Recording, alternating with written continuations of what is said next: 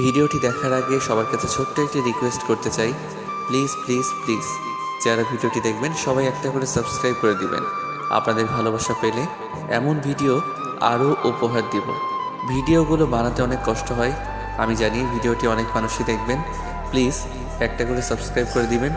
সবাইকে পুরো গল্পটি দেখার জন্য অনুরোধ রইল। আর যারা আমাকে ভালোবাসে তারা একটা করে লাইক করে দেখিয়ে দিবেন। Love you all. তো চলুন আজকের ভিডিওটি শুরু করা যাক। মেয়েদের গালে থাপ্পড় মেরে কি মজা, নরম গাল থাপ্পড় মেরে শান্তি, ইচ্ছে করতেছে আরও থাপ্পড় মারি। কিছু বুঝলেন না তো? তো চলুন ফ্ল্যাশব্যাকে যাই। আর কোনোদিন যেন আমার পেছনে না দেখি। আমি কি কুত্তা যে তোর মতো কুত্তির পিছনে যাব? কি আমি কুত্তি? তুই কুত্তি না হলে কলেজের ছেলেগুলো তোর পিছনে কুত্তার মতো ঘুরঘুর করতো না। তোর মতো লুচ্চার সাথে প্রেম করা আমার সবচেয়ে বড় ভুল হয়েছে। আমি তো লুই চাই, সেটা তুই এখন বুঝলি? তোর সাথে কেন যে কথা বলছি, অসহ্য একটা। এখন তো অসহ্য লাগবেই কুত্তি। আমারে কুত্তি বলবি না। তাহলে তোকে কি বলবো? ইরা কুত্তি।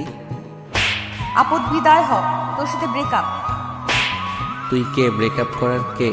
আমি করতেছি ব্রেকআপ, আর এই নে তোর ব্রেকআপ গিফট বলে মুখ থেকে চুইংগামটা বের করে ওর চুল আটকায় দিলাম।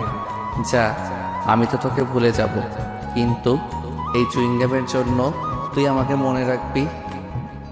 টাটা এক্সকফ বলেই দিলাম দৌড়। ওখানে থাকলে হয়তো কপালে কষ্ট ছিল। এই হলো ফ্ল্যাশব্যাক। এখন বর্তমানে আসুন, আপনাদের সাথে পরিচয়টা সেরে ফেলি।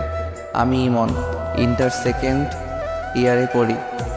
বাবা মার দুই মাত্র সন্তান। বর্তমানে এলাকার বাইরে আছি। আর যার থেকে পালিয়ে আসলাম উনি হলেন আমার এক্স গফ ইসরাত জাহান ইরা। আমরা সেম ইয়ারে পড়ি। ইরাও এখানে পড়তে আসছে, গার্লস হোস্টেলে থাকে, আর আমি মেসে। 1 বছর হলো ওর আর আমার রিলেশনের। 1 বছর রিলেশনে প্রায় প্রতি সপ্তাহে একবার ঝগড়া হবে, আর বাকি দিনগুলো রাগ করে চলে যেত। আমি ইরাকে প্রথম প্রপোজ করেছিলাম। কিছুদিন ঘোরাঘুরির পর রাজি হয়েছিল। ভেবেছিলাম এবার হয়তো লাইফটা মজায় কাটবে, কিন্তু এই মেয়ে যে প্যারা দেওয়া শুরু করেছিল, কিছু হইলেই গাইল মাইর সব একসাথে। আজ আমিও সবগুলোর শোধ তুলে নিলাম সুদে আসলে। নরম গালগুলোয় থাপ্পড় মেরে কি যে মজা, ইচ্ছে করতেছে গিয়ে আরও 2-1টা মেরে আসি, কিন্তু বেশি জিনিস ভালো না, তাই আর যাব না। বন্ধুদের কাছে আসলাম, তখন সিয়াম বলল, কিরে হাসছিস কেন? মামা, ইরার সাথে ব্রেকআপ করে আসলাম। তাহলে থাম, আমি গিয়ে প্রপোজটা করে আসি। যা, ওকে আমি থাপ্পড় মেরে আসলাম, আমার রাগটা তোর উপর দিয়ে দিবে। তাহলে থাক, চল মেসেজ যাই। চল। ম্যাসে এসে বিছানায় শরীরটা ছড়িয়ে দিলাম। তখনই ফোনটা বেজে উঠল। হ্যালো, কে? নাম্বারটা দেখো। ভাইয়ার নাম্বার। ভাইয়া বলো। একটা ঘটনা ঘটেছে। কে মরলো আবার? আরে তুই ফাজলামি করিস না। কি হয়েছে সেটা বলো। আমি যখন কুমিল্লায় থাকতাম তখন একটা মেয়ে আমার সাথে কাজ করতো। মেয়েটা অনেক সুন্দরী। ভালো তো। আমি মেয়েটাকে ভালোবাসি। ভালো তো তারপর? মেয়েটাও আমাকে খুব ভালোবাসে।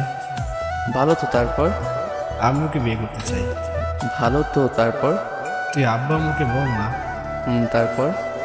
শুধু তারপর তারপর করছিস কেন? কি করবো সেটা বল। তাতে আমি কি পাবো? কি চাস? পাই। ওকে, কিন্তু আগে কাজ। ওকে, তুই আম্মুকে গিয়ে বল। তুই আয় না। টিসির জন্য অ্যাপ্লাই করছিলাম না, ওটার জন্য থাকতে হবে। ও আচ্ছা, তারপর? আমি আব্বু আম্মুকে ফোন করে পুরো পাম দিতেছি। তুই আমার ভাই, তুই ছাড়া আমার কি আছে বল? হয়েছে মনু, পাম দিও না, আমার কথাটা যেন মনে থাকে। থাকবে। শোনো, ফোনে লোড দিয়ে দে, আম্মুকে ফোন দিতে হবে। 2 মিনিট দাঁড়া। ফোনটা কেটে দিলাম। কিছুক্ষণ পর ভাইয়া 100 টাকা লোড দিয়ে দিল। আম্মুকে ফোন দিলাম। কেমন আছো আম্মু? ভালো বাবা, তুই? ভালো। কিছু কথা ছিল। ফোনে টাকা নেই, কলটা ব্যাক করো তো। মিথ্যা কথা বললাম, ফোনটা কেটে দিলাম। একটু পর আম্মু ফোন দিল। হ্যাঁ, কি বলবি বল। আসলে আম্মু, ভাইয়া না একটা মেয়েকে খুব ভালোবাসে, ওকে বিয়ে করতে চায়, কিন্তু ভয়ে বলতে পারছে না। আম্মু মেয়েটা না অনেক ভালো, দেখতে অনেক সুন্দর, আমি নিজেই দেখিনি, পরীর মতো দেখতে। তুমি না করো না আম্মু, আর আব্বুকে রাজি করো প্লিজ প্লিজ প্লিজ। আচ্ছা আমি ফাহাদের সাথে কথা বলতেছি, আর তোর আব্বুকেও বলতেছি। ওকে আমার সুইট মা, তুমি দুনিয়ার বেস্ট মা। হইছে, আসবি কোন দিন? পিসি দিলেই আমি চলে যাব। আচ্ছা ভালোভাবে থাকিস। ফোনটা রেখে দিয়ে ঘুমিয়ে পড়লাম। বিকেলে ঘুম থেকে উঠলাম। বিকেলে সিয়ামকে নিয়ে বাইরে ঘুরতে বের হলাম। ঘোরাঘুরি করে মেসে আসলাম। রাতে ভাইয়ার ফোন। হ্যালো, কি করিস? পাম দিস না, আম্মু ফোন দিছিল। দিছিল। কি বললো? বিয়ের বাসার নম্বর নিল আর বিয়ের ডেট ঠিক করলো। তোর তো ঈদ লেগে গেল তাহলে। ধুর বেটা, বিয়ে কোন দিন? আগামী শনিবার তুই আসবি না? না, পরের রবিবার আমার টিসি দেবে, ওটা নিয়ে যাব। আমার বিয়ে আর তুই আসবি না? মন খারাপ করিস না ভাইয়া, আমি যাব এখন। তাহলে আমি ডেট পিছিয়ে দিই। না, পিছানোর দরকার নাই, আমি বিয়ের কয়েকদিন পর যাব। ফোনটা কেটে দিলাম। ভাইয়া, আমি অনেক ফ্রি, বন্ধুর মতো। রাতে খেয়ে দিলাম ঘুম। পরে আর কলেজে গেলাম না। এর মধ্যে ভাইয়ার বিয়ে হয়ে গেল।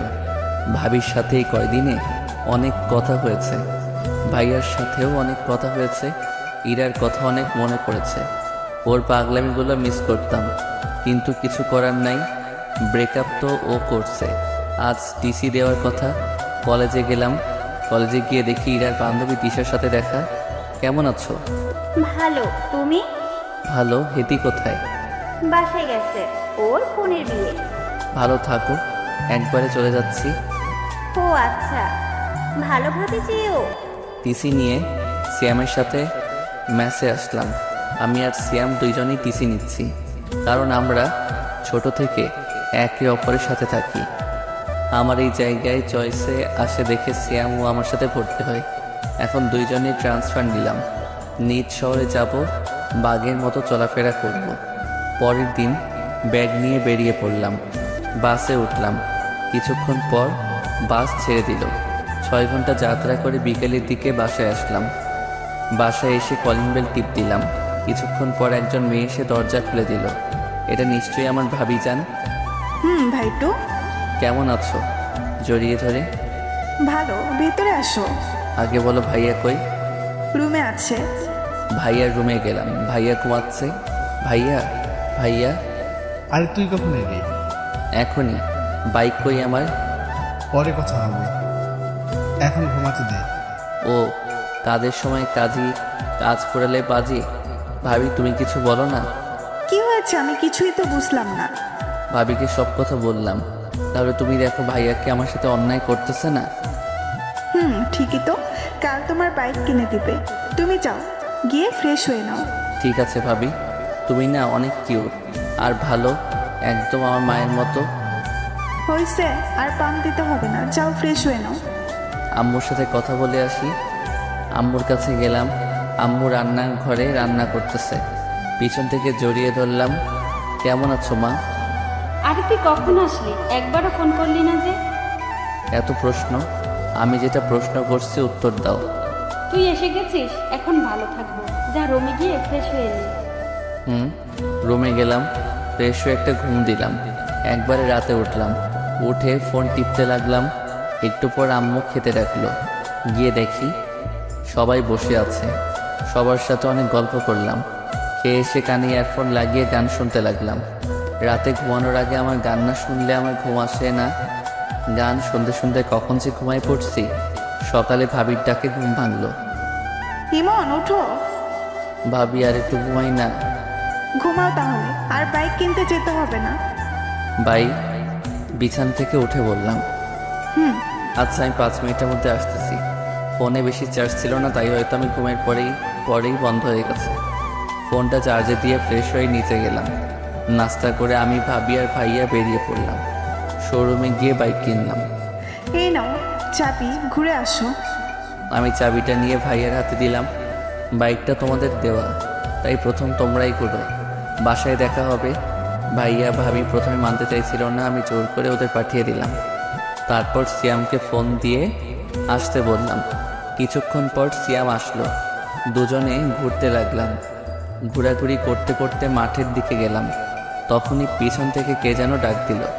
পিছনে তাকিয়ে দেখি মিতু। কি রে, কেমন আছিস?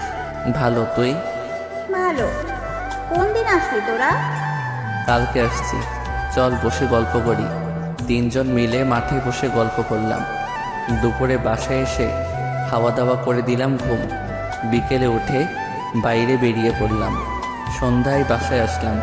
ভাবি আর ভাইয়ার সাথে বসে অনেকক্ষণ ধরে গল্প করে খাওয়া দাওয়া করলাম। এভাবেই এক সপ্তাহ কেটে গেল। ভাবির সাথে খুব ভালো সম্পর্ক গড়ে উঠল। ভাবি আমাকে নিজের ভাইয়ের চোখে দেখে। আমার কোনো বোন আর ভাবির কোনো ভাই না থাকায় ভাবি আমাকে ভাই বলেই ডাকে, কিন্তু আমি ভাবি বলেই ডাকি। এর মধ্যে কলেজে ভর্তি হয়ে গেলাম। ইমন ওঠ, কলেজে যাবি না? হুম কখন কলেজ ছুটি দিবে? হুম কি ওঠ, না হলে গায়ে জল ঢেলে দিব। উঠতেছি তো। উঠে ফ্রেশ হয়ে নাস্তা করে বাইকটা নিয়ে কলেজে আসলাম। ক্লাস শেষ করে বাইরে আসলাম। তখনই ভাবির ফোন। কলেজ থেকে ক্লাস করে বের হতেই ভাবির ফোন। হ্যালো ভাবি। ভাই, আমার একটা কাজ করে দিতে পারবি? বলো। আমার বোন আজ আসবে, তুই যদি ওকে একটু স্টেশন থেকে নিয়ে আসতি। আচ্ছা, কিন্তু আমি চিনবো কেমন করে? ও নীল ড্রেস পরে আছে, একটু তাড়াতাড়ি যা ভাই, আমার ও ওয়েট করে আছে। বলেই ভাবি ফোন কেটে দিল। বন্ধুদের থেকে বিদায় নিয়ে স্টেশনে আসলাম। এখানে তো অনেক মেয়ে নীল ড্রেস পরে থাকতে পারে, কিন্তু ভাবির বোনকে চিনব কেমন করে? কিছুক্ষণ ঘোরাঘুরি করার পর একটা নীল ড্রেস পরা মেয়ে দেখতে পেলাম, কিন্তু মাথা নিচু করে বসে আছে। আমি তার কাছে গেলাম। এটাই হয় মনে হয়, কিন্তু এভাবে বসে আছে কেন? এই যে বিয়ান সাহেব, ভিক্ষা করা হলে বাসায় যাই। মেয়েটা মাথা তুলে আমার দিকে তাকালো। মেয়েটাকে দেখে তো আমার তো শখ খেয়ে মরে যাওয়ার অবস্থা। কুত্তা, তুই এখানে? ওই কুত্তি, আমি এখানে আমার ভাবির বোনকে নিয়ে আসতে এসেছি, কিন্তু তুই এখানে কেন? আমি আমার বোনের বাসায় এসেছি। তোর বোনের নাম কি? রিয়া। আর দুলাভাই? ফাহাদ। What the Fahad? হাই রে ফোডা কপাল, শেষমেশ আমার এক্স কিনা আমার ভাইয়ের শালি। উপরওয়ালা ঠাডা ফেলাও আমার উপর। কিরে চুপ কেন? কি বলবো, সবই কপাল। চল এখন। আমি কেন যাবো তোর সাথে? তোকে এখনো জুতা মারেনি তোর কপাল।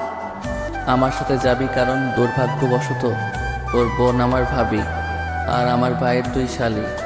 আমার কথা শুনে এরার উপর ঠাডা পড়ার মতো অবস্থা। আমি এই বিয়ে মানি না। আমি এক্ষুনি আপুকে বাসায় নিয়ে যাব। তাই নাকি? যে আমি আমার ভাইয়ের আবার বিয়ে দিব। আমার কথাটা শুনে ইরা চুপ করে রইল। কি বাসায় যাবেন না ফিরে যাবেন?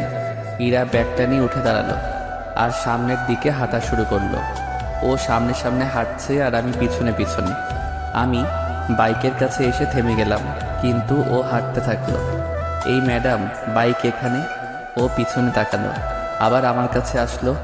আমি বাইক স্টার্ট দিলাম, কিন্তু ও দাঁড়িয়েই রইল। কি হলো? ওটার ইচ্ছে আছে কি?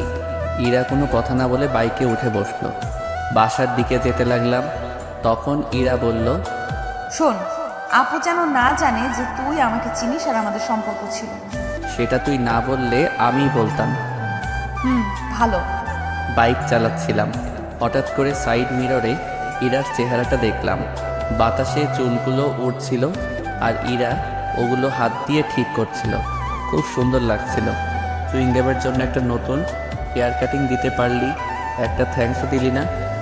কুত্তা, ওই দিন যদি তোরে পাইতাম, জানিস আমার চুইংগাম ওঠাতে কত কষ্ট হয়েছে।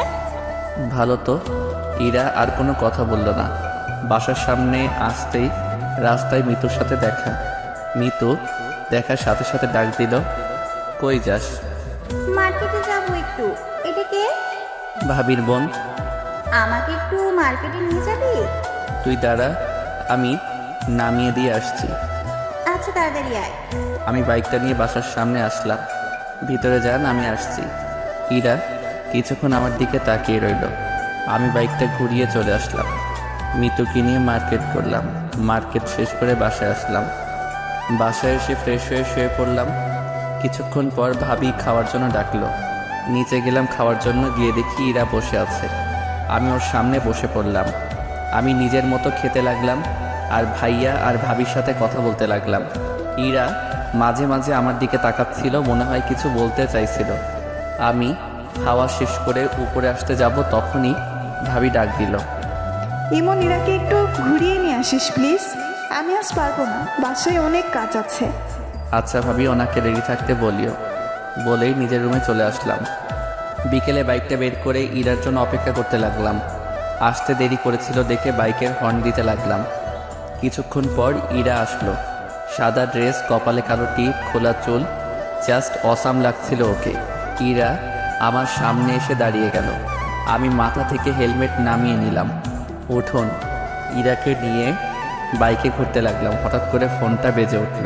বাইকটা থামিয়ে ফোনটা বের করলাম। বের করে দেখি মিতুর ফোন। হ্যালো। কই তুই? পার্কের পাশের রাস্তায়। পার্কে আয়, আমি ওয়েট করছি। আচ্ছা দাঁড়া। ফোনটা রেখে দিয়ে পার্কে গেলাম। গিয়ে দেখি মিতু বসে আছে। আমি বাইকটা রাখলাম আর ইরাকে বললাম, আপনি এখানে বসুন, আমি আসছি। আসলে আমি এখানে এসেছি ইরাকে জ্বালানোর জন্য, না হলে আসতাম না। আমি ভালো করেই জানি ইরা আমাকে এখনও খুব ভালোবাসে, কিন্তু প্রকাশ করে না। আমি মিতুর পাশে গিয়ে বসলাম, ওর সাথে কথা বলতে লাগলাম। এইদিকে ইরা একাই বসে আছে আর ভাবতিছে উত্তরটা কোনো দিন ভালো হবে না, এই জন্যই ওর সাথে আমার রিলেশনটা ভাঙলো। ইচ্ছে করছে গিয়ে মাথা ফাটিয়ে দেই। কিরকম কাছে গিয়ে বলে আসি, কুত্তা, লুচ্চা, বদমাস। ইরা ইমনকে যা ইচ্ছে করে গালি দিতে লাগলো। ইমন আর মিতু কথা বলতেছিল। হঠাৎ করেই মিতু ইমনের কাঁধে ওর মাথাটা রাখলো। সেটা দেখে ইরার রাগ চরম সীমানায় পৌঁছে গেল। ইরা ইমনের বাইকটাতে একটা লাথি দিল। বাইকটা নিচে পড়ে গেল। আমি পিছন থেকে একটা শব্দ পেয়ে পিছনে তাকিয়ে দেখি বাইকটা নিচে পড়ে আছে। আমি লাফ দিয়ে উঠে বাইকটার কাছে আসলাম। ও খোদা, আমার নতুন বাইক! ইরা তখন সাইড থেকে একটা লাঠি দিয়ে বাইকের পিছনের ইন্ডিকেটরে মারল। সাথে সাথে ওটা ভেঙে পড়ে গেল। ওই খাড়া খাড়া আমার নতুন বাইক রে ভাঙার সাহস কেমনে হয় তোর কুত্তি? কুত্তা, তোর বাইকরেও ভাঙবো আর তোকেও। বলেই আমার পায়ে লাঠি দিয়ে মারল।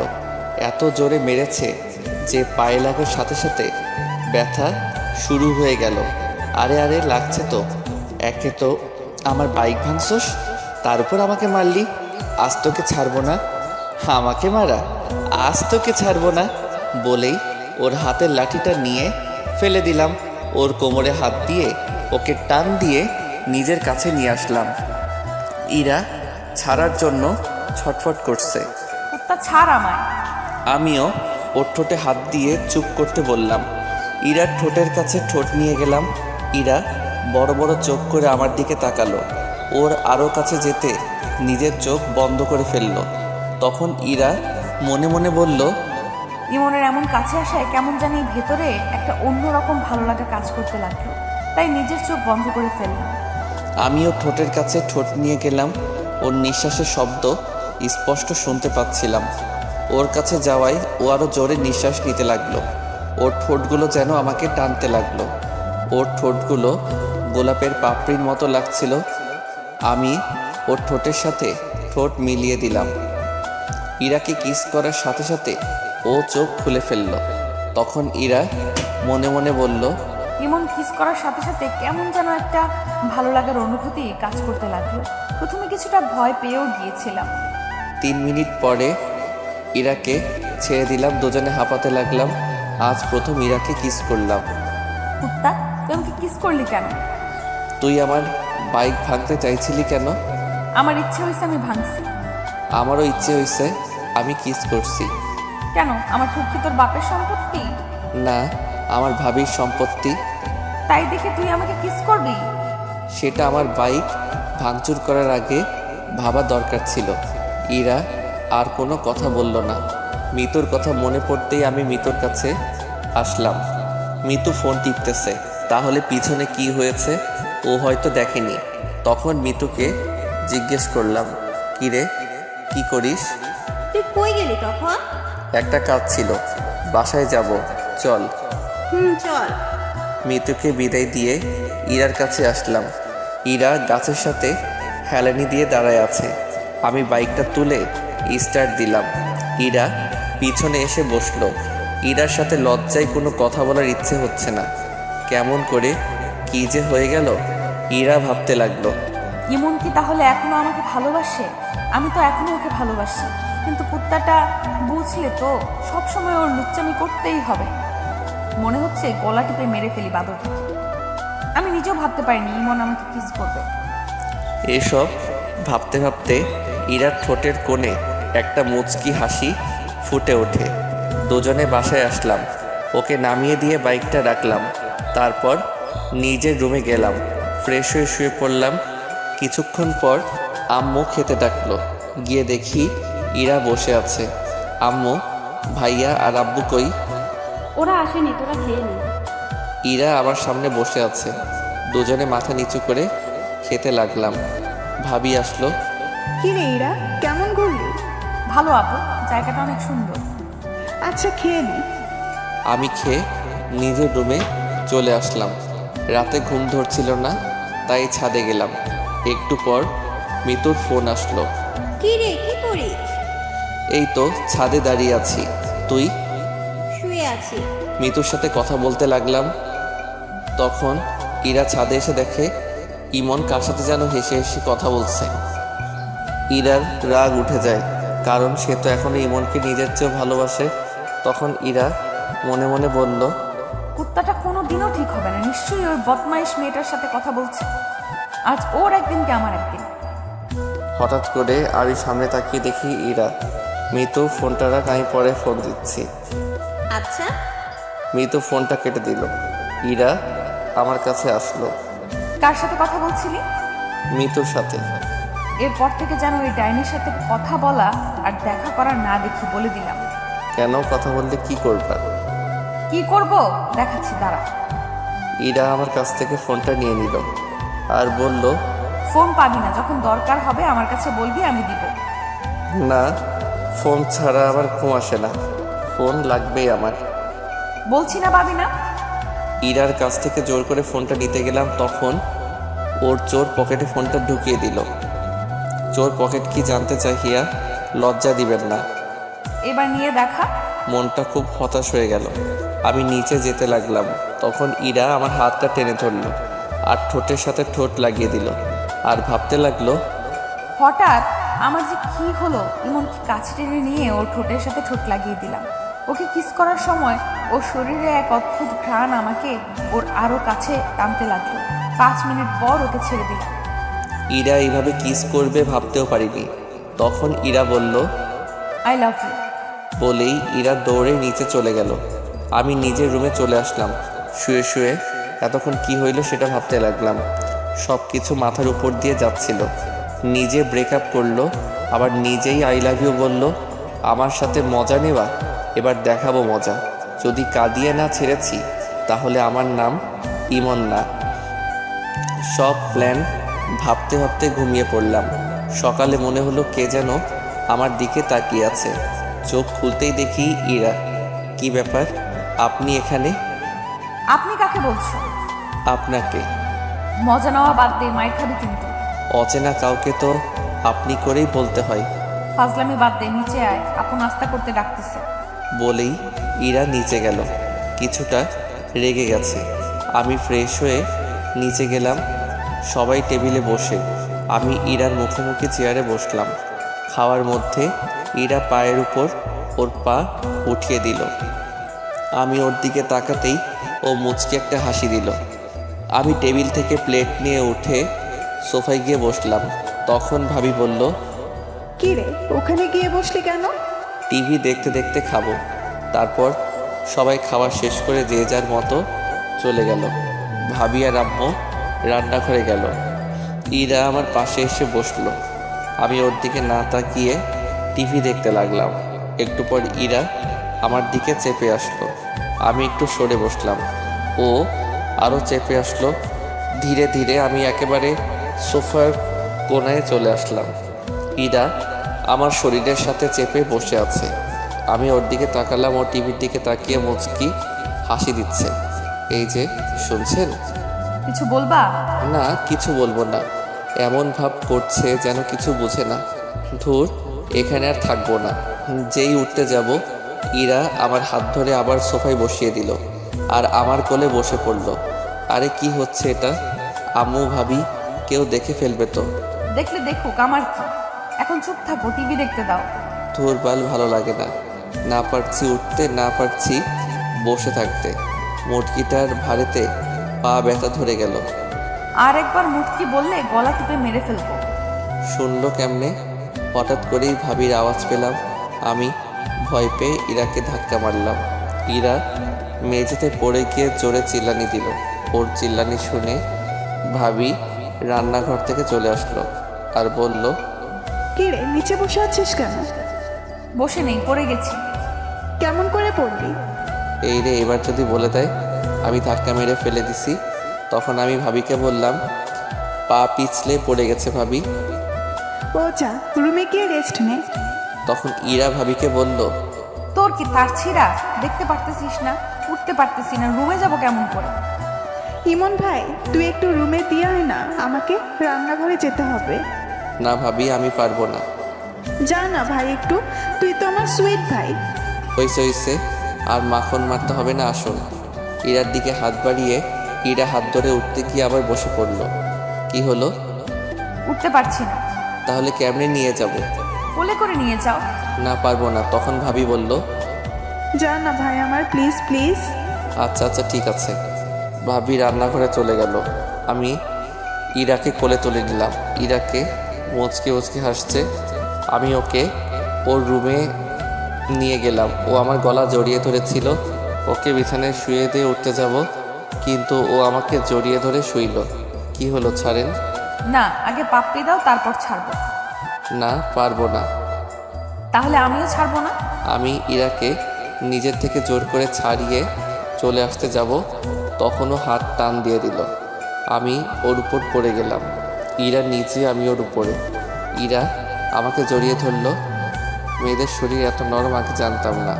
দয়া করে কেউ খারাপভাবে নেবেন না প্লিজ। আমি ইরার শরীরের সাথে মনে হয় মিশে গেছি। কি করছেন, ছাড়েন, কেউ এসে যাবে তো। আগে পাপ্পি। পারবো না। আচ্ছা, আমি নিজে নিয়ে নিচ্ছি। যে ইরা আমার ঠোঁটের কাছে ঠোঁট নিয়ে আসতে লাগলো। ভাবি তুমি এখানে? কথাটা শুনে ইরা আমাকে ছেড়ে দরজার দিকে তাকালো। এই সুযোগে আমি পালিয়ে এলাম। কুত্তা, আমাকে টুপি পরানো, পরে দেখে নিব। আমি ওখান থেকে চলে আসলাম। নিজের রুমে এসে ফোন টিপতে লাগলাম। বিকেলে মিতুর ফোন আসলো। কই আছিস? বাসায়। দেখা করতে পারবি? কোথায়? বড় মাঠে। আচ্ছা একটু দাঁড়া, আমি যাচ্ছি। বাসা থেকে বাইকটা নিয়ে বেরিয়ে পড়লাম। ইরার সাথে দেখা হয়নি, চুপচাপ চলে আসলাম। দেখতে পেলে কি যে করতো। মিতুর কাছে আসলাম। মিতুর সাথে অনেকক্ষণ গল্প করলাম। সন্ধ্যার দিকে হঠাৎ ফোনটা বেজে উঠল। বের করে দেখি ভাবির ফোন। হ্যালো। কই তুই? আমি তো মার্কেটে আসলাম একটু। বাসায় আয় তাড়াতাড়ি। আচ্ছা। মিতুকে ওর বাসায় নামিয়ে দিয়ে বাসায় আসলাম। ফ্রেশ হয়ে ভাবির রুমে গেলাম। গিয়ে দেখি ইরা আর ভাবি গল্প করতেছে আর চা খাচ্ছে। তখন আমি ভাবিকে বললাম, ভাবি ফোন দিলে যে? সেই কখন বের হয়েছিস না বলে, তাই ফোন দিলাম। বস, তোর জন্য চা নিয়ে আসি। ভাবি জানতে গেল। আমি সোফায় বসে ফোনটা বের করে টিপতে লাগলাম। ইরা আমার সামনে এসে ফোনটা কেড়ে নিয়ে বিছানায় ছুঁড়ে মারল আর রাগী গলায় বলল, কই ছিলি? মিতুর সাথে দেখা করতে গেছিলাম, ও ফোন দিছিল। ওকে জ্বালানোর জন্য বললাম। তুই ওই ডাইনির কাছে গিয়েছিস কেন? আমার ফ্রেন্ডের সাথে আমি দেখা করতে যাব, সেটা স্বাভাবিক ব্যাপার। না, দেখা করতে যাবি না, ওই মেয়ের নজর ভালো না। 2 দিন দেখে বুঝে গেলেন ওর নজর খারাপ। ও তোর দিকে কেমন করে তাকায়। তুই ওর সাথে কথা বলবি না, এমনকি কোনো মেয়ের সাথে কথা বলবি না। কেন? আমি কোনো মেয়ের সাথে কথা বললে দোষ, আর আপনি ছেলের সাথে কথা বললে কিছু না?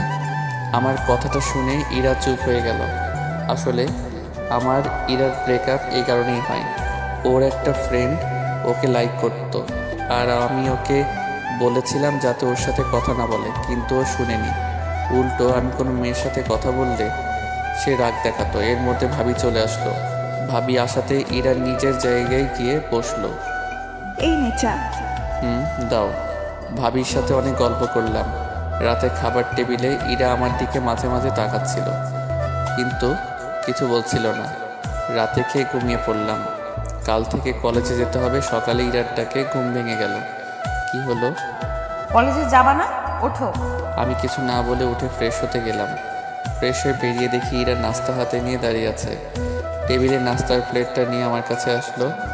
আপনি নাস্তা করছেন? না, সকালে মিষ্টি নাস্তা করব দেখে নাস্তা করিনি। মানে? দাঁড়াও দেখাচ্ছি। ইরা আমার কাছে আসলো, হালকা করে ঠোঁটে একটা কিস করলো। এই হলো আমার মিষ্টি নাস্তা। তাড়াতাড়ি নাস্তা করে রেডি হয়ে নিচে আসো। বলেই ইরা চলে গেল। আমি এখনো থ হয়ে দাঁড়িয়ে আছি। এই মেয়ের মতিগতি বোঝা আমার পক্ষে সম্ভব না। নাস্তা করে রেডি হয়ে ব্যাগটা নিলাম। নিচে আসতেই আম্মির ডাক পড়ল। আম্মু বলো। এই নে। 1000 টাকা হাতে ধরিয়ে দিয়ে, আমার কাছে তো টাকা আছে। লাগবে, রেখে দে। আর ইরাকে সাথে নিয়ে যা। ওকে একটু তোদের কলেজটা ঘুরিয়ে দেখাস। ও বাসায় একা একা কি করবে? তোর সাথে গেলে মনটা একটু ভালো থাকবে। আচ্ছা, রেডি হতে বলো। আমি রেডি। পিছন থেকে ইরা বলল, ও তার মানে আগে থেকে ঠিক করা সব কিছু। তাই বলি, হঠাৎ এত টাকা দিচ্ছে, সেটাও আবার আম্মু ভাবা যায়? হইছে হইছে, যা এখন। ইরার দিকে তাকালাম। নীল ড্রেস, খোলা চুল, জাস্ট রূপকথার রাজকন্যা। আমি বাইকটা বের করে আনলাম। ইরা বাইরে দাঁড়িয়ে আছে। আমি ইরার সামনে গেলাম। তখন ইরা আমাকে বলল, কেমন লাগছে আমাকে? আপনি কি ফ্যাশন শোয়ে যাচ্ছেন, না ছেলে পটাবেন যে এত সাজগোজ? ইরার মুখ কালো হয়ে গেল। ইরাকে এভাবে দেখলে কলেজের যে কোনো ছেলে ক্রাশ খাবে। তোমার যখন ভালো লাগছে না তাহলে চেঞ্জ করে আসি। থাক, লাগবে না, উঠো। ইরা উঠে বসে আমাকে শক্ত করে জড়িয়ে ধরল। ইরাকে নিয়ে কলেজে আসলাম। বাইকটা পার্ক করে সিয়ামের কাছে আসলাম। সিয়াম ওর মামার বাসায় ছিল। তখন সিয়াম বলল, কিরে এরা এখানে? সিয়ামকে সব বললাম। ভাই, তোর ভাগ্য বলতে হবে। কিন্তু ওকে আগে একটু ভালো মতো মজা দিতে হবে আমাকে নিয়ে ফাইজলামি। তারপর দুজনে ইরার কাছে আসলাম। সিয়াম আর ইরা কথা বলল। আমি ইরাকে বললাম, আচ্ছা এখানে থাকুন, আমরা ক্লাস করে আসছি। তখন ইরা বলল, আমি কি করব এখানে? চত্বরে বসে থাকুন। আমি একা বসে থাকবো? থাকুন, আমি ক্লাস করে চলে আসব। আমি আর সিয়াম ক্লাসের দিকে যেতে লাগলাম। পিছনে ফিরে দেখি ইরা বসে আছে, আর কিছু ছেলে ওর দিকে যাচ্ছে, হয়তো কথা বলবে। ছেলেগুলো ইরার কাছে গিয়ে কি যেন কথা বলছিল। আমি আর সিয়াম ক্লাসে না গিয়ে ওদের কাছে গেলাম আর বললাম, কি হয়েছে ভাইয়া? আরে ইমন ভাই, তুমি এখানে? কি হয়েছে? আসলে ভাই, আমার ফ্রেন্ড এই আপুকে অনেক পছন্দ হয়েছে, তাই কথা বলতে আসছিলাম। ওটা তোদের ভাবি হয়? ভাই, আগে বলবা তো, ভুল হয়ে গেছে, আর হবে না। আপু, মাফ করে দেন প্লিজ। ছেলেগুলো চলে গেল। তখন সিয়াম আমাকে বলল, তোকে আজ ক্লাস করতে হবে না, তুই ওকে নিয়ে ঘুরে আয়। বাইকটা নিয়ে আসি। বাইকটা নিয়ে ইরার সামনে আসলাম। ইরা উঠে শক্ত করে জড়িয়ে ধরল। সবাই আমার দিকে তাকিয়ে আছে। ভাবিজি, রোমান্স বাইরে গিয়ে কইলেন, এটা ক্যাম্পাস। বলেই সিয়াম দৌড়ে চলে গেল। আমি বাইকটা জোরে টান দিলাম। বাইকের মেয়ে পার তো দেখাতে হবেই। সারাদিন ইরাকে নিয়ে বাইকে ঘুরলাম। ইরা সারাদিনে অনেক বক বক করেছে। বিকেলের দিকে বাসায় আসলাম। এসে ফ্রেশ হয়ে ঘুম দিলাম। সন্ধ্যায় ঘুম থেকে উঠে পুরো অবাক হয়ে গেলাম। ইরা আমাকে জড়িয়ে ধরে শুয়ে আছে, কিন্তু ও এখানে কখন এলো? আমি ইরার দিকে তাকিয়ে দেখতে লাগলাম। ফ্যানের বাতাসে চুলগুলো উঠছে, মুখটা খুব মায়াবী লাগছে। হঠাৎ করে ইরার ঘুম ভেঙে গেল। কি ব্যাপার, তুমি এখানে কখন আসলা? আসলে আপু তোমাকে ডাক দিতে বলেছিল, কিন্তু এসে দেখি তুমি ঘুমাচ্ছ, আমারও ঘুম পাচ্ছিল, তাই এখানেই ঘুমিয়ে পড়ি। কি, যদি ভাবি এসে দেখে ফেলতো তাহলে কি ভাবতো? যা ভাবার তাই ভাবতো। এখন উঠে ফ্রেশ হয়ে নিচে আসো। আমার কপালে একটা পাপ্পি দিয়ে ইরা চলে গেল। মেয়েটার মায়ায় আরও পড়ে যাচ্ছি। কি যে করি, ওকে কষ্ট দিতে পারছি না। আমি যাকে ভালোবাসি তাহলে কষ্ট কেমন করে দেই? আর ওর থেকে দূরে থাকতে পারবো না। কালকে ওকে সব বলবো। উঠে ফ্রেশ হয়ে নিচে গেলাম। ভাবি আর ইরা আর আম্মু বসে কি যেন বলা বলি করছে। আমি যেতেই চুপ হয়ে গেল।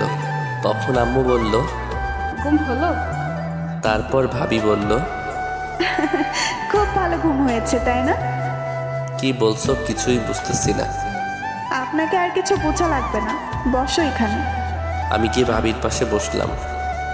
তখন আম্মু বলল, তোরা গল্প কর, আমি রান্নাঘরে যাই। আম্মু রান্নাঘরে চলে গেল। তখন ভাবি বলল, আমিও যাই, আম্মুকে সাহায্য করি। ভাবিও চলে গেল।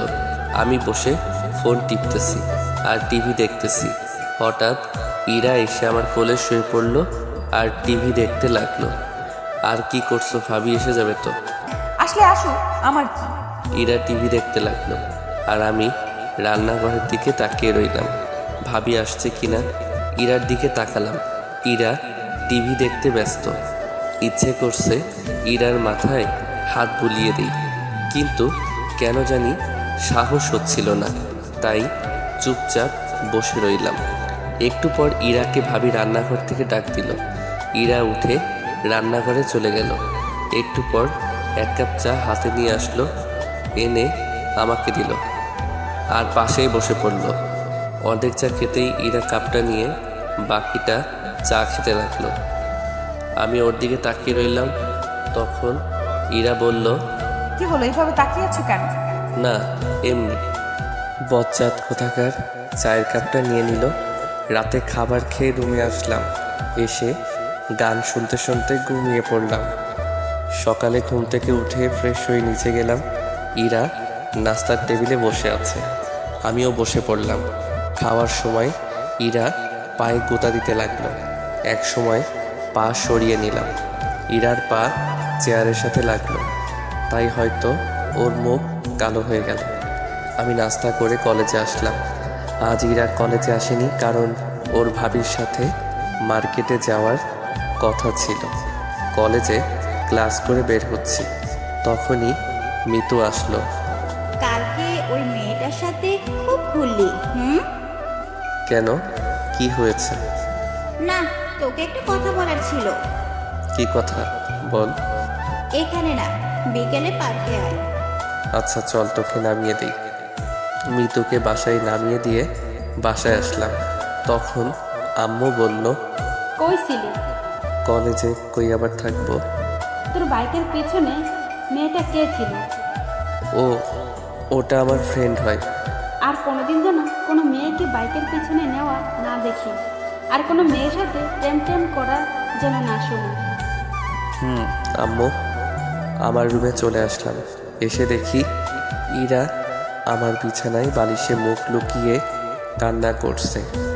কি ব্যাপার, তুমি এখানে আর কান্না করতেছো কেন? ইরা কান্না করেই যাচ্ছে। আমি ওর কাছে গিয়ে ডাক দিলাম। ও উঠে সোজা আমার শার্টের কলার ধরলো।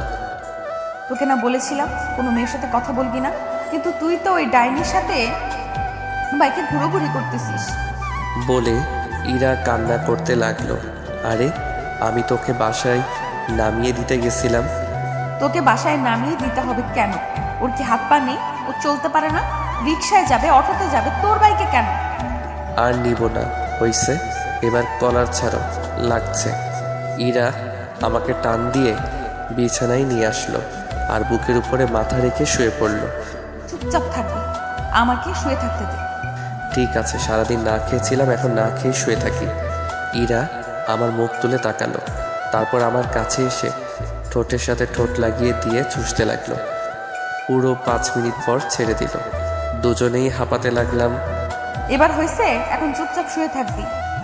ইরা আমার বুকে শুয়ে পড়ল। একসময় ইরা ঘুমিয়ে পড়ল। আমি ওকে রেখে ফ্রেশ হয়ে নিচে এসে খাওয়া দাওয়া করলাম। তখন আমি ভাবিকে বললাম, ভাবি আমি তোমার ঘরে গিয়ে ঘুমালাম। কেন, তোর ঘরে কি হয়েছে? তোমার বোন শুয়ে আছে। তাতে কি হয়েছে? তুইও ওই ঘরে গিয়ে ঘুমা। কি বলছো চাতা? আচ্ছা আচ্ছা, তুই আমার ঘরে গিয়ে শুয়ে পড়। আমি ভাবির ঘরে গিয়ে শুয়ে পড়লাম। বিকেলে ঘুম থেকে উঠে দেখি ইরা আমার বুকের উপর মাথা রেখে শুয়ে আছে। কি মেয়ে রে বাবা! আমি ইরাকে ডাক দিলাম। একটু পর ইরার ঘুম ভাঙলো। চোখে মুখে ঘুমের ছাপ কম, রাগেরটাই বেশি। এইভাবে তাকিয়ে আছো কেন? তোকে কি বলেছিলাম?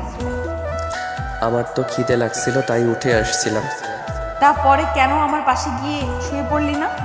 ভাবি বলল যে তুমি আমার রুমে শুয়ে আছো, তাই আমি যেন তার রুমে শুয়ে পড়ি। তাই আমি এখানে এসে শুয়ে পড়ছিলাম। দোষ করতে আবার বড় বড় কথা। এখন চলো, আমাকে ঘুরতে নিয়ে যাবে। কিন্তু আম্মু যে বাইকে মেয়ে উঠতে মানা করছে। সেটা অন্য মেয়ে ওঠাতে মানা করছে, আমাকে না। কেন? তোমার আম্মুকে গিয়ে বলো, আমি কি জানি। আমি রেডি হতে গেলাম। ইরা রেডি হতে গেল। আমি আম্মুর কাছে গেলাম। আম্মু, আমি কি ইরাকে বাইকে নিব? শুধু ইরাকে নিবি, আর ওকে যদি না নিস তাহলে তো বাইক চালানো বন্ধ।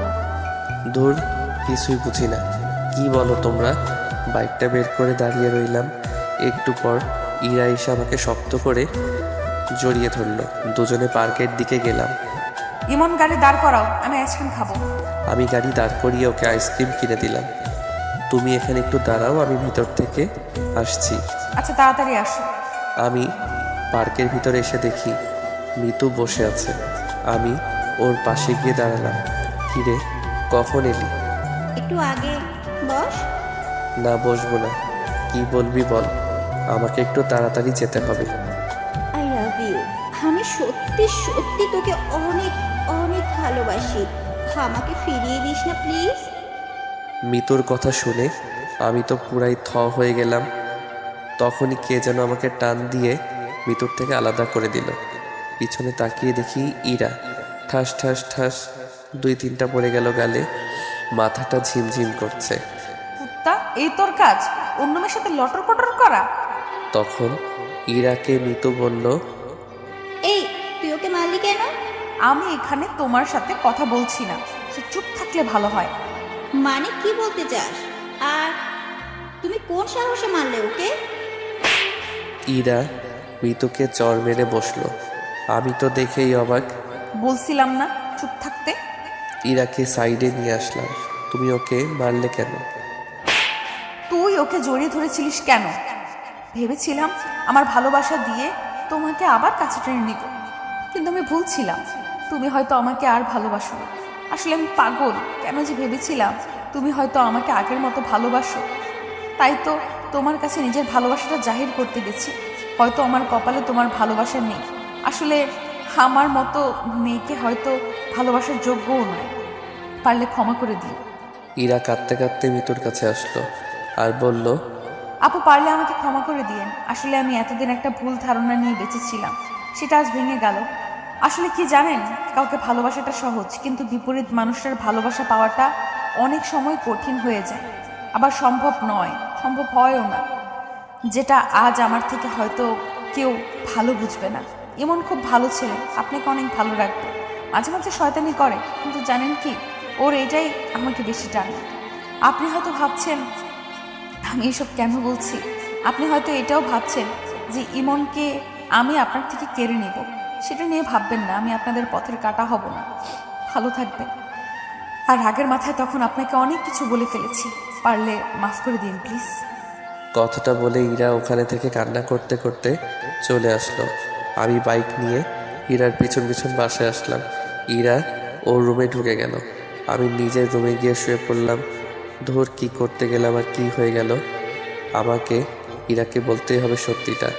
আমি ইরার রুমের সামনে গিয়ে দাঁড়ালাম। ভিতর থেকে কান্নার শব্দ শুনতে পেলাম। ইরা হয়তো কাঁদছে। নিজেকে কেমন যেন অপরাধী মনে হচ্ছে। আমি ইরাকে ডাকতে শুরু করলাম, কিন্তু ইরা দরজা খুলল না। আমি দরজা ধাক্কাধাক্কি করতে লাগলাম। ইরা দরজা খুলল। তখন ইরা বলল, প্লিজ আমায় একটু একা থাকতে দিন। যদি আপনি আর একবার এখানে এসেছেন তাহলে আমি এক্ষুনি এই বাসা ছেড়ে চলে যাব। কথাটা বলেই ইরা দরজা বন্ধ করে দিল। আমি রুমে চলে আসলাম। একটু পর ভাবি খাওয়ার জন্য ডাকলো। গিয়ে দেখি ইরা নেই। তখন আম্মু বলল, ইরার সাথে তোর কি হয়েছে? কই কিছু হয়নি তো। তাহলে ও কান্না করছে কেন? আমি আর কিছু বললাম না, মাথা নিচু করে রইলাম। খেতে ইচ্ছে করছিল না, তাই না খেয়ে নিজের রুমে চলে আসলাম। চোখ বন্ধ করে শুয়ে আছি। একটু পর মাথায় কারো হাতের স্পর্শ পেলাম। চোখ খুলে দেখি ভাবি। আমার ভাইটার বুঝি মন খারাপ? না ভাবি, এমনি ভালো লাগছে না তাই। আমাকে বুঝি বলা যাবে না, তাই না? আসলে তেমন কিছু না, মাথাটা খুব ব্যথা করছে, তাই খুব খারাপ লাগছে। তুই চিন্তা করিস না, আমি সব ঠিক করে দেব, তুই এখন ঘুমা। কথাটা বলেই ভাবি চলে গেল। আমি চুপ করে শুয়ে রইলাম। চোখে ঘুম নেই। চোখ বন্ধ করলেই ইরার হাসি মুখটা সামনে আসছে। যে করি হোক ওকে আমাকে পেতেই হবে। ওকে আর আমার থেকে দূরে যেতে দিব না। চিৎকার করে বলতে ইচ্ছে করছে, ইরা আমি তোমাকে ভালোবাসি। কাল যে করি হোক ওর থেকে ক্ষমা চাইতে হবে। দরকার পড়লে ওর পায়ে পড়ব, কিন্তু ওকে নিজের থেকে দূরে যেতে দিব না। সারা রাত ঘুম হয়নি। ভোর রাতে ঘুমিয়ে পড়লাম। সকালে ঘুম থেকে উঠে ফোনটা হাতে নিয়ে দেখি 11টা বাজে। আমি তাড়াতাড়ি করে ইরার রুমে গেলাম। গিয়ে দেখি রুম ফাঁকা। ইরার জামা কাপড় কিছুই নেই। আমি দৌড়ে নিচে আসলাম। ভাবি ভাবি ভাবি, কি হয়েছে? ইরা কই? ও আজ সকালে চলে গেছে। অনেক আটকানোর চেষ্টা করেছি কিন্তু পারিনি। কয়টা ট্রেনে? 10:30-এ। আমি তাড়াতাড়ি করে বাইকটা বের করে স্টেশনের দিকে বেরিয়ে পড়লাম। সাবধানে যাস। স্টেশনে গিয়ে দেখি ট্রেন চলে গেছে। সাইডে বেঞ্চে বসে পড়লাম। চোখের কোণ দিয়ে এক ফোঁটা জল মাটিতে পড়ল। নীরবে বসে কাঁদতে লাগলাম। আজ আমার ভুলের জন্যই ইরা আমার থেকে দূরে চলে গেল। একটু পর ভাবির ফোন আসলো। হ্যালো ভাবি। কি হয়েছে তোর? তোর কণ্ঠটা এমন শোনা যাচ্ছে কেন? না কিছু না, বলো কি বলবা? পেলি ওকে? না ভাবি। আচ্ছা তুই বাসায় আয়, তোর সাথে কথা আছে। আচ্ছা আমি এখনই আসছি। বাইকটা নিয়ে বাসার দিকে যেতে লাগলাম। মুখের সামনে শুধু ইরার ছবিটা ভেসে উঠছিল। তখনই হঠাৎ করে কোথা থেকে যেন একটা রিক্সা বাইকের সামনে চলে আসে। আমি কন্ট্রোল সামলাতে না পেরে বাইকটা রিক্সার সাথে লাগাই দিই। চোখ খুলে দেখি মাথায় হাত আর পায়ে ব্যান্ডেজ। ভাবি সাইডে বসে আছে। ভাবি তোমরা এখানে? আর বাইকটা ঠিক আছে তো? তোর অ্যাক্সিডেন্ট করার পর একজন তোর ফোন দিয়ে আমাদের ফোন করে হাসপাতালে আসতে বলে। আজ তোর যদি কিছু হয়ে যেত তাহলে আম্মুকে মুখ দেখাতাম কি করে বল? কিছু হয়নি তো? কিছুই হয়নি। তুই জানিস তোর মাথায় হাত পায়ে কয়টা সেলাই পড়েছে? থাক, সেটা বলার দরকার নেই। চুপচাপ শুয়ে থাক, বিকেলে তোকে বাসায় নিয়ে যাব। ভাবি বাইরে চলে গেল। বিকেলে বাসায় গেলাম।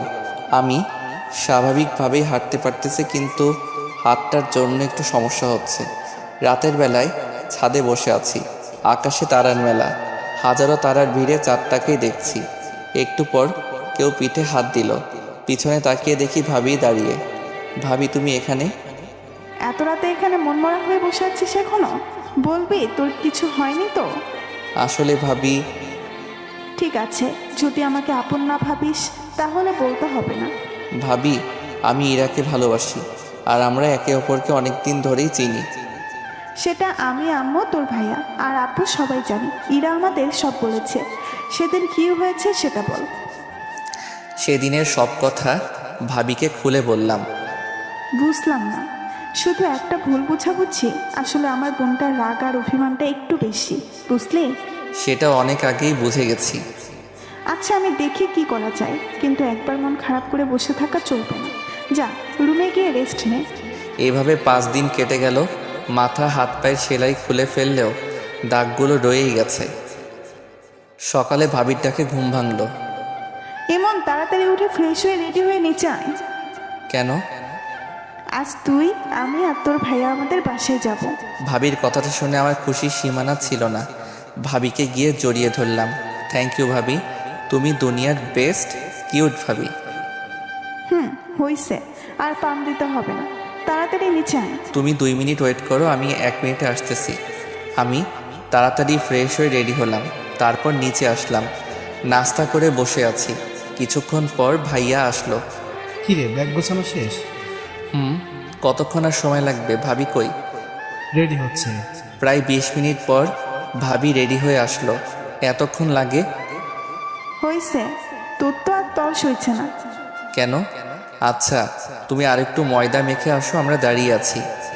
ওই ছাগল, আমি কোন দিন ময়দা মাখি? প্রতিদিনই তো মাখো। দাঁড়া, তোর মায়ের হয়নি অনেক দিন। ও, তোমরা ঝগড়া বাদ দিয়ে চলো তো। এমনিতে তোমার ময়দা মাখতে অনেক সময় লেগে গিয়েছে, আর দেরি করলে ট্রেন মিস হয়ে যাবে। কি, আমি ময়দা মাখি? যাবই না আমি, যাও তোমরা। ভাবি রাগ করছো কেন? ভাইয়া তো মজা করে বলছে। আমি তো জানি তুমি আটা সুন্দরী না। আমার ভাবি দেখতে অনেক কিউট। ঠিক আছে, তুই বলছিস বলে যাচ্ছি, না হলে ওরা খবর করে দিতাম। ভাবির কথা শুনে ভাইয়ার মুখটা একদম চুপসে গেল। এবার চলো, না হলে দেরি হয়ে যাবে। চল। তারপর একটা অটো নিয়ে স্টেশনে গেলাম। কিছুক্ষণ পর ট্রেন আসলো। আমার তো আর তর্স হয়েছে না, কখন যে পৌঁছাবো কে জানে। আমার ব্যাপারটা হয়তো ভাবি বুঝতে পারছে, তাই বারবার আমার দিকে তাকিয়ে মুচকি মুচকি হাসছে। কি হলো, হাসছো কেন?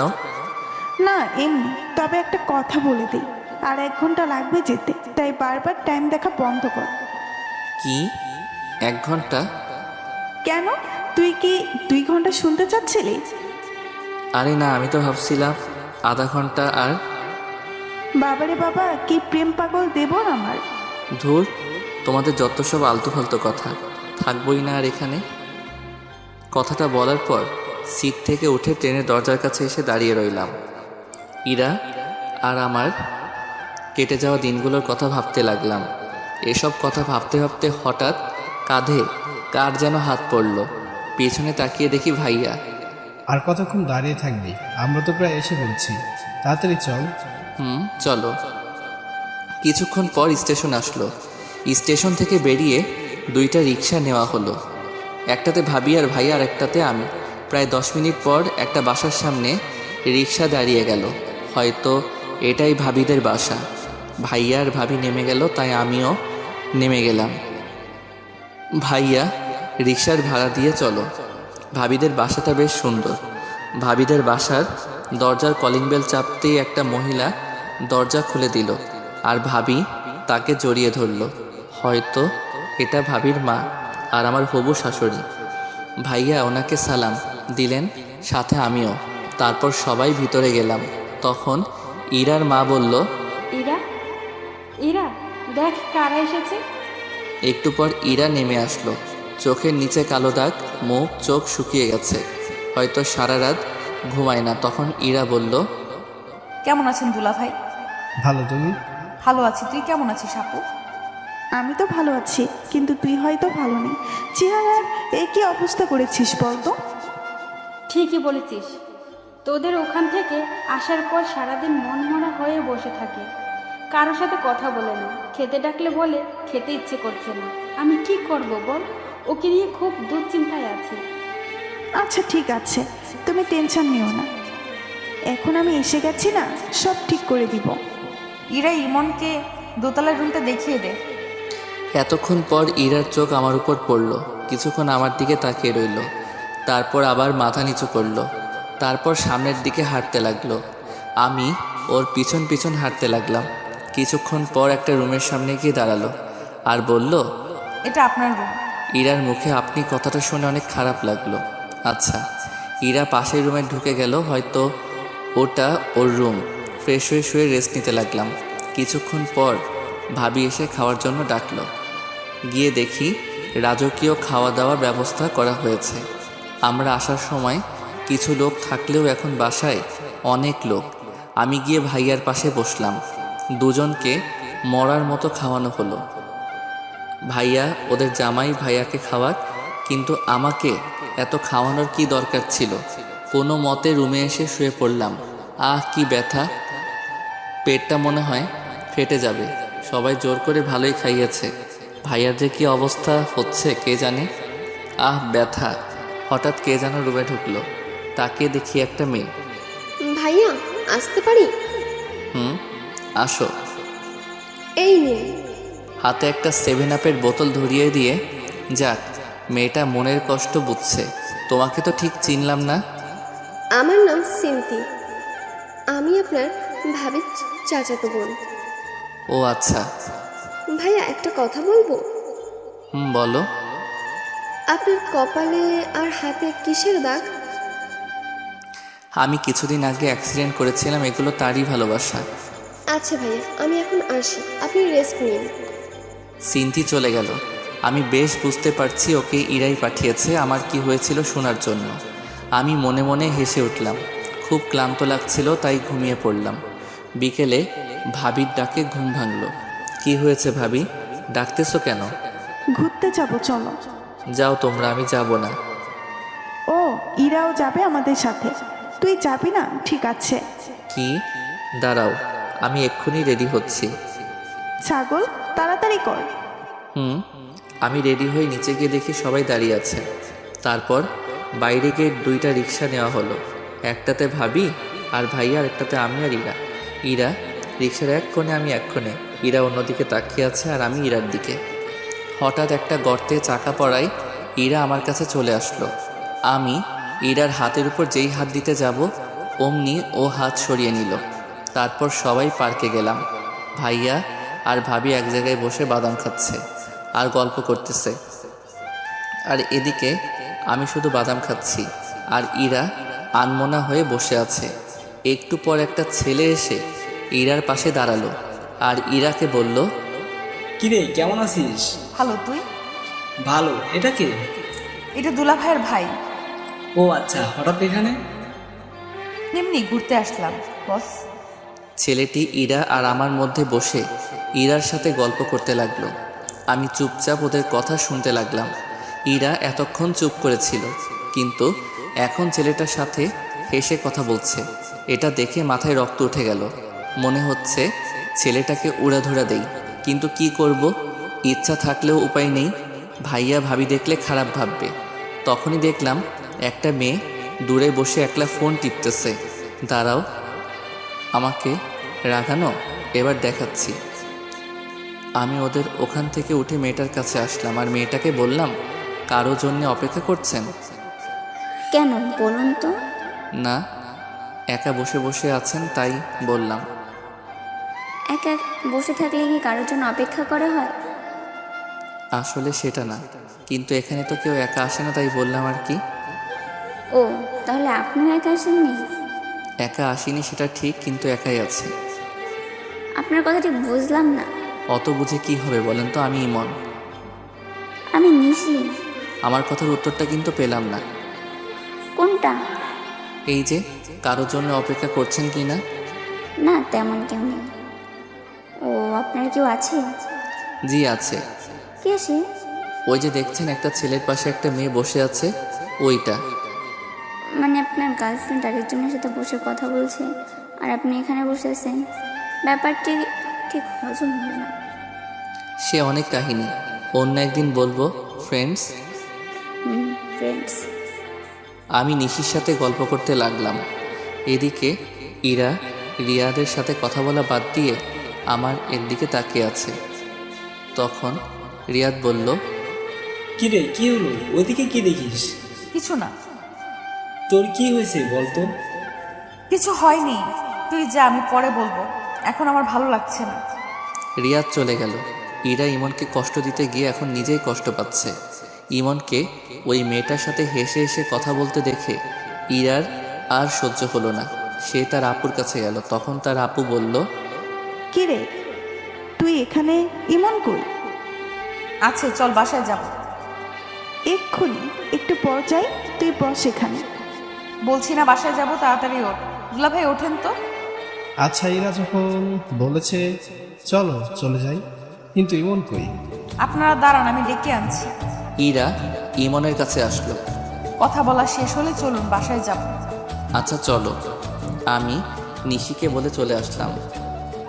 আসার সময় অবশ্য ওর নাম্বারটা নিয়ে এসেছি। বাসায় আসলাম। আসার সময় অবশ্য ইরার মুখটা দেখার মতো ছিল। মাঝে মাঝে আমার দিকে রাগি লোকে তাকাচ্ছিল, মনে হচ্ছে চোখ দুটো দিয়ে খেয়ে ফেলবে। বাসায় এসে ফ্রেশ হয়ে নিচে গেলাম। সবাই একসাথে খাওয়া দাওয়া করলাম। ইরাও ছিল সাথে। রাতে ঘুম আসছিল না, তাই ছাদে গিয়ে দাঁড়ালাম। পকেট থেকে একটা সিগারেট বের করে ধরালাম আর রাতের আবহাওয়াটা উপভোগ করতে লাগলাম। সিগারেট খাওয়াটা আমার নেশা না, দিনে 1টা থেকে 2টা না খেলে নাই। হঠাৎ একটু পর কারো পায়ের আওয়াজ পেলাম। সিগারেটটা লুকিয়ে ফেললাম। ইরা ছাদে উঠল। সিগারেটটা দূরে ফেলে দিতে চাইলাম, কিন্তু দিলাম না, দেখিও কি করে। ইরা ছাদের এক কোণে চলে গেল। আমি ওখানে দাঁড়িয়ে সিগারেট খেতে লাগলাম। তখন ইরা বলল, এটি কি আপনার বাসা যেখানে সিগারেট খাচ্ছে? না কেন, এখানে সিগারেট খাওয়া বারণ নাকি? হ্যাঁ বারণ। আর এই ছাদে যার তার আসা অ্যালাউ। এক্ষুনি নেমে যান। তাহলে আমি যার তার এর মধ্যে পড়ি? হ্যাঁ, আমার তো সেটাই মনে হয়। ও ভালো তো, কথায় ভালোই বিষ ঢালতে শিখে গেছো। যাই হোক, আমি নেমে যাচ্ছি, কথাটা বলেই নিচে চলে আসলাম। ইরাদের বাসার পাশে একটা চায়ের দোকান আছে। ভাবিকে বলে ওখানে গেলাম। গিয়ে একটা সিগারেট কিনে খেতে লাগলাম। ইরা ছাদ থেকে আমার দিকে তাকিয়ে আছে। অন্ধকার ওকে দেখতে না পেলেও চাঁদের আলোয় ওর ছায়াটা ঠিকই দেখা যাচ্ছে। সিগারেটের ধোঁয়ায় ইরার দেওয়া বিষগুলোকে মন থেকে বের করার চেষ্টা করতে লাগলাম। কিছুক্ষণ পর বাসায় ঢুকলাম। ভিতরে ঢুকে দেখি ইরা দাঁড়িয়ে। ওর মুখোমুখি না হয়ে রুমে চলে গেলাম। গিয়ে শুয়ে পড়লাম। কোনোভাবেই হার মানলে চলবে না, পুরো চেষ্টা করতে হবে। কোনো মতেই আমি ইরাকে আমার জীবন থেকে আলাদা হতে দিব না। এসব ভাবতে ভাবতে ঘুমিয়ে পড়লাম। সকালে ঘুম থেকে উঠে ফ্রেশ হয়ে নিচে গেলাম। ভাইয়া নাস্তা করছে, পাশে সিনথিয়া আর ইরাও আছে। আমি গিয়ে সিনথির পাশে বসলাম। আমি আমার মতো খেতে লাগলাম। এর মধ্যে সিনথি আমার কানের কাছে আসলো আর বলল, ভাইয়া আপনি আর আমি আজ ঘুরতে যাব। পাশ থেকে কথাটা হয়তো ইরা শুনতে পেল। ইরা সিনথির দিকে রাগি লোকে তাকালো। ওর চোখ দেখে সিনথির যায় যায় অবস্থা। তখন ইরা সিনথিকে বলল, এত কথা কিসের? খাওয়ার সময় যা উপরে যা। তখন ইরাকে ভাবি বলল, আরে ওকে খেতে দে আগে। না, ওর খাওয়া লাগবে, তুই উপরে যা। সিনথি ভয় পেয়ে উপরে পালালো। ইরা আমার দিকে একবার তাকিয়ে উঠে গেল। ওর চোখ দিয়ে মনে হয় আগুন ঝরছে। সারাদিন ইরার সাথে কোনো কথা হয়নি। বিকেলে বাজার যাওয়ার জন্য বের হলাম। তখনই সিনথি আসলো আর বলল, ভাইয়া কই যান? একটু মার্কেটে যাব। ও আমিও যাব, চলুন, আমার কিছু কেনাকাটার আছে। আমি আর সিনথি বেরিয়ে পড়লাম। মার্কেটে গিয়ে সিনথি কেনাকাটা করতে লাগলো। তখনই একটা শপে একজোড়া পায়েল দেখে খুব পছন্দ হলো। আমি পায়েলগুলো ইরার জন্য কিনে নিলাম। ইরার পায়েল অনেক পছন্দ। আমরা মার্কেট থেকে বেরিয়ে আসবো, তখনই দেখলাম ইরা মার্কেটের ভিতরে যাচ্ছে। ভাবলাম এক্ষুনি পায়েলগুলো ওকে পরিয়ে দেই, তাই ওকে ডাকতে লাগলাম, কিন্তু ও না শোনার ভান করে চলে যেতে লাগলো। আমি দৌড়ে গিয়ে ওর হাতটা ধরলাম। কি হলো, এতক্ষণ ধরে ডাকছি শুনতে পাচ্ছ না? জানোয়ার, রাস্তাঘাটে মেয়েদের দেখলে হাত ধরার ইচ্ছা হয়? তা বাবা মা শিক্ষা দেয়নি? তোর মতো ছেলেদের জন্মের ঠিক নেই, সেই জন্য তোরা এমন করিস। আরেকদিন যদি দেখি তাহলে বুঝতে পারবি। কথাগুলো বলে ইরা চলে গেল। আমি ওখানেই দাঁড়িয়ে রইলাম। আশপাশের সব মানুষ সবাই আমার দিকে তাকিয়ে রয়েছে। অজান্তেই চোখ দিয়ে পানি পড়তে লাগলো। ইরা এমনটা করতে পারলো? হয়তো ভুলটা আমারই, কিন্তু আমার বাবা মা নিয়ে না বললেই পারতো। আজ বুঝে গেলাম ওর মনে হয় আমি আর নেই। হঠাৎ করে কাঁধে কারো হাতের স্পর্শ পেলাম। তাড়াতাড়ি করে নিজের চোখের জল মুছে ফেললাম। তাকিয়ে দেখি সিনথি। ভাইয়া আপু তোমার সাথে এমন করলো কেন? আমি ভাবতেও পারিনি আপু এমন করবে। তুমি তো খারাপ কিছু করনি। আরে বাদ দাও, আমি কিছু মনে করিনি। সেটা তোমার চোখ দেখেই বুঝতে পারছি।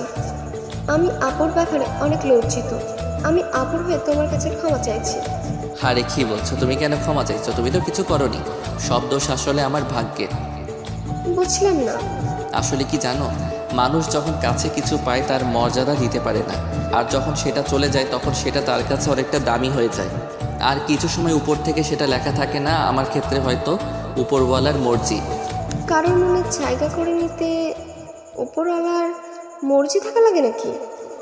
হয়তো বা না, কিন্তু সম্পর্কটা একটা পরিণতি পেতে গেলে একটা হ্যাপি এন্ডিংয়ের জন্য তার আদেশ থাকা লাগে। তার ইচ্ছে না থাকলে রাস্তায় একসাথে আসলেও ঠিকানাটা আলাদা হয়ে যাবেই। তোমার কথা কিছুই বুঝতে পারলাম না। একদিন বুঝতে পারবা, চলো বাসায় যাই। চলো। বাসায় আসলাম, ভাবি আমাদের কাছে আসলো আর আমাকে বলল, কি রে তোর গালে কিসের দাগ? তখন ভাবিকে সিনথি বলল। জানো আপু, ইরা আপু না। কথাটা বলার আগে আমি সিনথিকে থামিয়ে দিলাম। কিছু না ভাবি, গালে একটা মশা বসেছিল, ওটাকে মারতে গিয়ে দাগ পড়ে গেছে। ভাবি আমার দিকে তাকালো। যা উপরে গিয়ে ফ্রেশ হয়ে নে। উপরে এসে শুয়ে পড়লাম। কি এমন ভুল করেছিলাম যে ইরা আমার সাথে এমনটা করলো? ভেবেছিলাম ওর অভিমানের জন্য হয়তো এমনটা করছে, কিন্তু এখন বুঝতে পারছি ইরা আর আমাকে ওর জীবনে চায় না। তাহলে ওর ইচ্ছেটাই থাক। নীরবে কেঁদে চলেছি। কেন জানি না নিজেকে খুব একা লাগছে। মনে হচ্ছে জীবন থেকে কিছু একটা চিরদিনের মতো হারিয়ে গেল। শত চেষ্টায় তাকে আটকে রাখতে পারলাম না। চারদিকটা কেমন যেন অন্ধকার হয়ে আসছে। চোখের পাতাগুলো জলে ভিজে গেছে। ভালোবাসা আমার সাথী না হলেও কষ্টগুলো আজ আমার সাথে ঠিকই আছে। ভালোবাসার সবচেয়ে বড় পাওনাটা হয়তো পেয়ে গেলাম। নিজেকে শেষ করে দেওয়ার ইচ্ছে করছে, কিন্তু সেটা করলে আম্মু আব্বু ভাইয়া ভাবিকে ধোঁকা দেওয়া হবে। তাই এই যন্ত্রণা নিয়ে সারা জীবন হয়তো কাটিয়ে দিতে হবে। সারা রাত কেঁদেই গেলাম। বাইরে খেয়ে এসেছি বলায় ভাবি আর ডাকেনি। জ্যোৎস্না রাতে জানালার পাশে বসে আছি। চাঁদের আলোয় কেমন যেন একটা মায়া আছে। আর আজ বুঝলাম কেন জ্যোৎস্না রাতের চাঁদ সবার পছন্দের রাতের একলার সময় পুরনো কথাগুলো মনে করিয়ে দেয়। তা ভালো হোক বা খারাপ, রাতের আকাশ কখনো কাউকে একা রাখে না, সাথে রেখে দেয় কিছু কষ্টদায়ক পুরনো স্মৃতি। সারা রাত ঘুমাতে পারলাম না। সকালে ফ্রেশ হয়ে নিচে গেলাম। চোখের নিচে কালো দাগ পড়ে গেছে। মাথাটা কেমন যেন ঝিমঝিম করছে। ভাবির সাথে কথা বলে বাইরে চলে আসলাম। বাইরে এসে চায়ের দোকানের দিকে যেতে লাগলাম। হঠাৎ কি যে মনে হলো, পিছনে তাকিয়ে দেখি ইরা আসছে। আমি কিছু না বলে এক দোকান থেকে এক প্যাকেট সিগারেট কিনে একটা সিগারেট ধরিয়ে পার্কের দিকে গেলাম। একটু পর ইরা ওর কিছু বান্ধবীর সাথে পার্কে এলো। আমি ওকে দেখে মাথা নিচু করে রইলাম আর নীরবে সিগারেট খেতে লাগলাম। হঠাৎ করে চোখ দিয়ে জল পড়তে লাগলো। তাড়াতাড়ি জল মুছে বড় একটা নিঃশ্বাস নিলাম। তারপর আরেকটা সিগারেট ধরালাম। এদিকে ইরা ইমনকে সিগারেট কেনা দেখে ওর পিছনে আসে, সাথে কিছু ফ্রেন্ডকেও নিয়ে আসে, যাতে ইমন বুঝতে না পারে। ইরা ইমনের দিকে এক দৃষ্টিতে তাকিয়ে আছে। কালকের ঘটনার জন্য ইরাও সারা রাত ঘুমাতে পারেনি। সারা রাত ইমনের জন্য কেঁদেছে। কাল কেন যে ওর সাথে এমন ব্যবহার করলাম, আজ আমার জন্যই ও কষ্ট পাচ্ছে। সব আমার জন্য। কোন মুখে ওর কাছে যাব? এসব কথা ভাবতে ভাবতে ইরা কেঁদেই ফেলল। তখন ইরার ফ্রেন্ড বলল, কি রে কাঁদছিস কেন? ইরা কেঁদেই চলেছে। আরে বলবি তো। ইরা আর ওই জায়গায় না থেকে বাসায় চলে আসে। বাসায় এসে দরজা বন্ধ করে কাঁদতে থাকে। তখন ইমন একটু পর সামনে তাকিয়ে দেখে ইরা নেই। সারাদিন পর বিকেলে বাসায় যাই। ভাবি অনেকবার ফোন দিয়েছে, কিন্তু ফোন ধরিনি। বিকেলের দিকে বাসায় গিয়ে দেখি ভাবি বসে আছে। ভাবি আমাকে দেখে বলল, কই ছিলি? বাইরে। কি হয়েছে তোর বলতো? কাল বাজার থেকে আসার পর থেকে কেমন যেন হয়ে গেছিস। কিছু হয়নি। উপরে যা, তোর সাথে আমি একটু পর কথা বলছি। আমি রুমে এসে শুয়ে পড়লাম। মাথাটা খুব ব্যথা করছে। একটু পর ভাবি আসলো আর বলল, তুই সিগারেট খাস? আমি চুপ হয়ে গেলাম। আমি নিজের তোর শরীর থেকে সিগারেটের গন্ধ পেয়েছি। কি হলো বলছিস না কেন? আমি চুপচাপ করে রইলাম। আর যেন কোনোদিন সিগারেট খাওয়া না দেখি। তারপর ভাবি আমার কাছে আসলো, আমার মাথায় হাত বুলিয়ে দিতে লাগলো আর বলল, ইরা কি বলেছে তোকে? কিছু বলেনি। তুই বলবি না? আমি জানি। ভাবি সিনথিকে ডাক দিল। একটু পর সিনথি রুমে আসলো আর সিনথিকে বলল, কাল মার্কেটে কি হয়েছিল? কই কিছু হয়নি তো আপু। আরেকবার মিথ্যা কথা বললে থাপ্পড় মেরে গাল ফাটিয়ে দেবো বচ্চাত মেয়ে। ভাবির ধমকে সিনথি কেঁদে দেয়। কান্না করা বন্ধ কর। ভাবির ধমকে সিনথি চুপ হয়ে যায়, কিন্তু চোখ দিয়ে জল পড়েই যাচ্ছে। এখন বল, কাল কি হয়েছিল? একটাও যদি মিথ্যা বলেছিস তাহলে আজ তোর একদিন কি আমার একদিন। সিনথি সব কথা ভাবিকে বলে দেয়।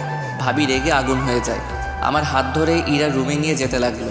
ভাবি আমার কথাটা শুনো, ইরার কোনো দোষ নেই, আমি ওর হাত ধরেছিলাম।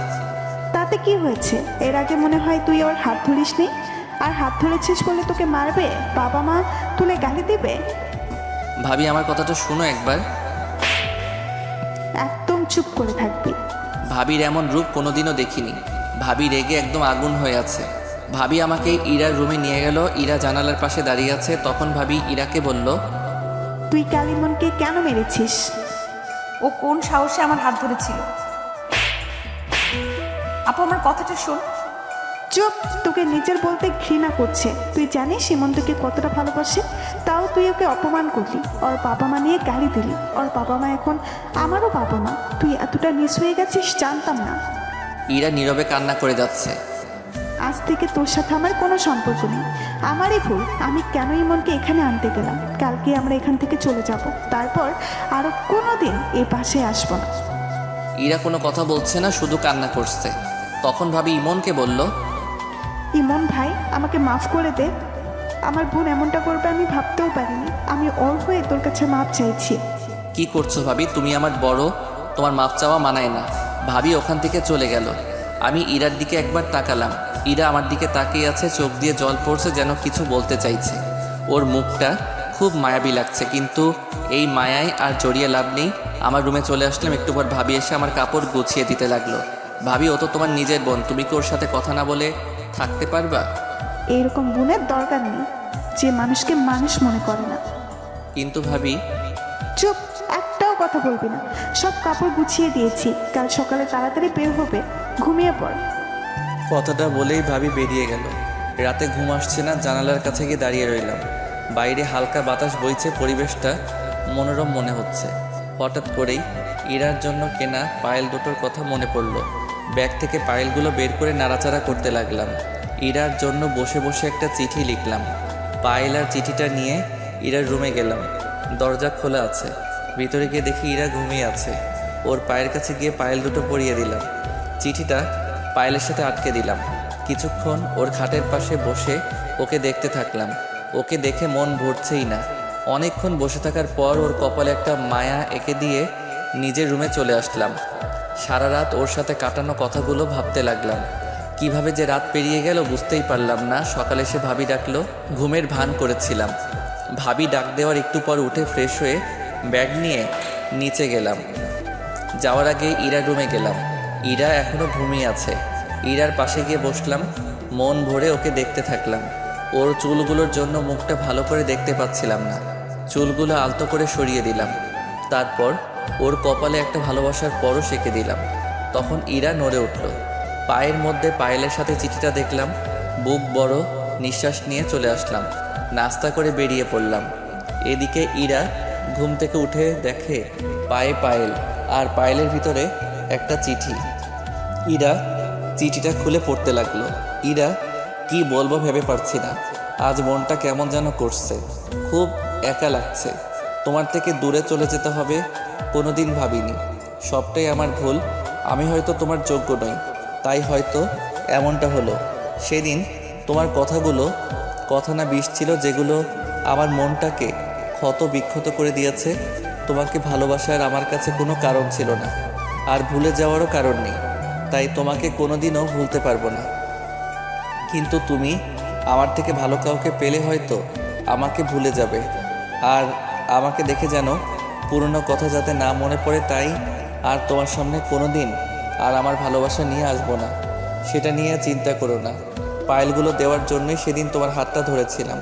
আর সেদিন বুঝতে পেরেছিলাম তোমার হাত ধরার ক্ষমতা আমার কোনো দিন হবে না।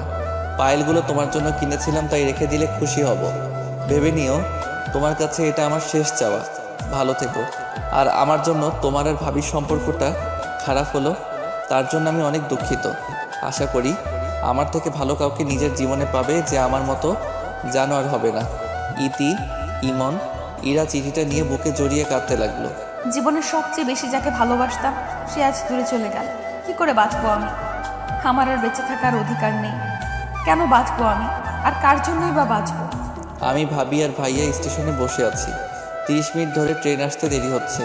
একটু পর ভাবির ফোনে একটা কল আসে।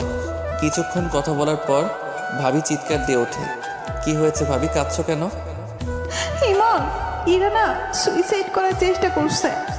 কি বলছো ইরা? কোথায় এখন? আম্মু ওকে হাসপাতালে নিয়ে গেছে। তাড়াতাড়ি চলো।